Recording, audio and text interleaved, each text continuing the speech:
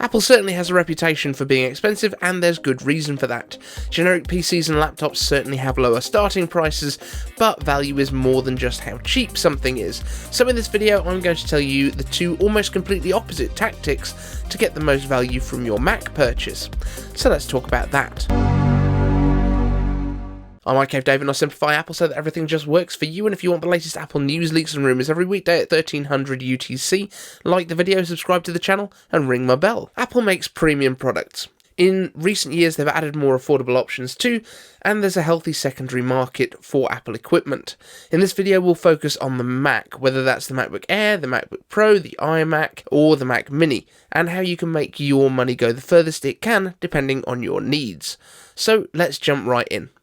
As I said up front, there are two strategies here, and which one is best for you will depend mainly on whether you're a power user or more casual but enjoy macOS and Apple's hardware. And we're going to start with the more casual users, the people who want to buy a Mac and hold on to it for a long time. One of the best things about a Mac, whether it's a MacBook or a desktop Mac, is that just like iPhones, they get really great software support, so you'll probably be good for the best part of 7 years if you're looking to buy a Mac and run it into the ground. And bear in mind that in most cases that is 7 years of official major software updates, so you could comfortably still be using the Mac that you buy today with the latest software versions in 2029, which just seems far too far away. If you're going to do this though, the best tactic as far as I can see is to spec out your device as well as you can possibly afford, at least in terms of the performance affecting parts.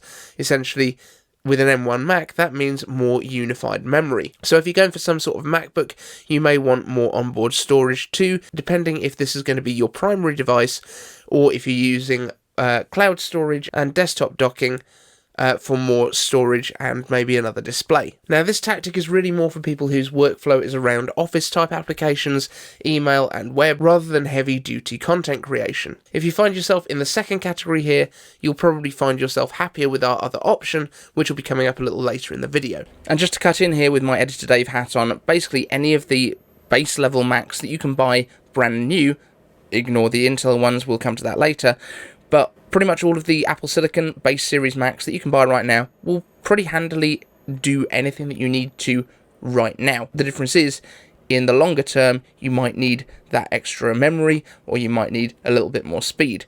However, for right now, if you buy a base Mac Mini like I've got, or a base MacBook Air like my wife has, you can do Final Cut on that without any dramas. The memory upgrade on any of the M1 Macs from 8 to 16 gigabytes will set you back $200, and of course it's not something that you can upgrade later, so if you expect to use this till nearly the end of the decade, that's a really good buy. It basically costs you $28.50 a year, and if that's the case, it's definitely going to make the system more usable in those later years. That breaks down to about $2.50 a month. So if you're keeping it, it's a very, very good investment. Now, we'll talk about the total and annual costs of all the options at the end of the video, but if you're passionate about having the latest and greatest models, if you value performance highly and you're making use of the power, or if you just like to have the coolest looking new thing and be able to change your colours every so often, here's the better value tactic for you. Buy quickly and sell quickly. Now, of course, this is less convenient because you are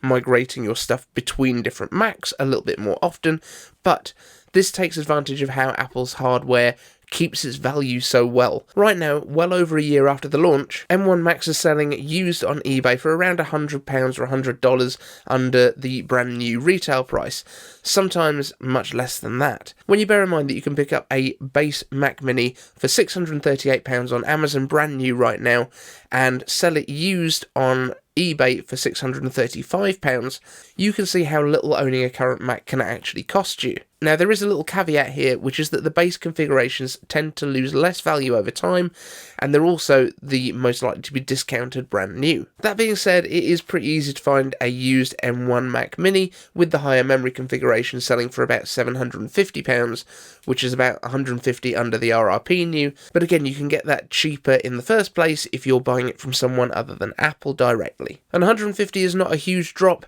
and if that extra memory will save you more than about 5 hours over the course of the year that you own it, you're kind of getting a really good deal even if you earn minimum wage. So certainly worth thinking about. I'd say if you're going for the buy, resell and replace tactic, I'd recommend the closest to the base configuration that works for you if you're aiming to keep the cost of ownership low. Pretty much all of the Apple Silicon base series Macs that you can buy right now will pretty handily do anything that you need to right now. One thing that's worth taking note of though, especially if you're using the MacBook, is that if you're on the buy and resell tactic, it's worth investing in a decent shell case to minimise scratches and damage.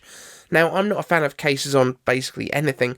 I use my iPhone without one, because I think if you're going to have that awesome industrial design that you're paying for it to look so good, it's kind of wasted if you put it in a cover or metaphorically wrap it in bubble wrap. I'd rather enjoy my device and take the hit, but if you're trying to resell it for the best possible price, throw on a case. So we'll look at the costs of the base Mac Mini and MacBook Air for the replace it and the run it into the ground options. The Mac Mini is $699. Yes, we're moving to dollars now. You're going to have to deal with it. And the MacBook Air is $999. Now, if you're going for the run it into the ground option, that's going to cost you about $100 a year for the Mac Mini or $143 for the Air, both for the 8GB configurations, or $128 and $171 per year respectively, with the additional memory that will keep it usable as possible towards the end of its useful life. Now, for the annual replacement version, and this assumes that Apple will refresh these annually eventually, the base Mac Mini, assuming you can get that $635 price, is costing you around $70 for the year that you use it, and the MacBook Air seems to lose a little bit more, selling for around $750 in general, but the caveat here is that you can normally get the MacBook Air directly from Apple for just $850 in the refurb store. Now, these devices are basically indistinguishable from brand new, so you can bring that down to $100 a year. So, edit time, Dave here. Just a quick one. I realised, after I've recorded all this and done the first cut, that Apple has got an upgrade program for the MacBook Air, the MacBook Pro, and it basically costs you, for the MacBook Air, it's £30 a month or $30 a month, and then you basically get to upgrade it whenever you want. But that means you're paying out £360 or dollars per year in order to have the latest MacBook Pro. With the styles that I'm kind of suggesting here, you're going to be able to get latest MacBook Air for about $100 a year. That's a massive saving. $260, £260, not something to sniff at. You still get the latest thing. It just means that you also have the slight hassle of reselling your previous device rather than just handing it back to Apple and getting the fresh, shiny new one. So your mileage may vary. If you're a business and you want to spend that £30 a month, $30 a month to do it, that's absolutely fine.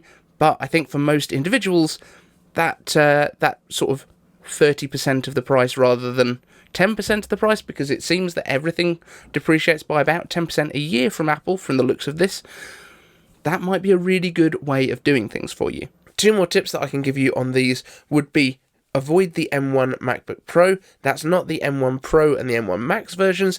They're more expensive. We're not really touching on those in this video because these are more kind of if you're going to buy something and turn it over quite quickly. But the M1 MacBook Pro, that's the $1,300 model, that doesn't really make any sense when you've got the option of the MacBook Air there.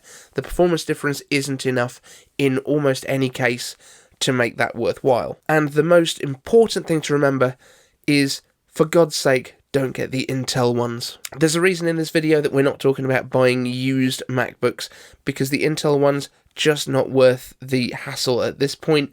I don't think there's any reason that anybody should be buying an Intel Mac at this point, especially if you've got the budget to go for anything with an M1 inside. So be warned, the Intel ones will disappoint you in comparison. So that's the end of this little video. Thank you so much for watching. I've been sent this U-Green USB-C to Lightning cable to review, but here's the thing, I don't know how to make that much fun, so I need your suggestions on what we should put this thing through. What would you like to see happen to it? Let me know down in the comments, and speaking of comments, iCave Answers will be out later today, so make sure you're subscribed and ring the bell so that you don't miss that. Thanks to the Patreons, and we'll see you in the next one.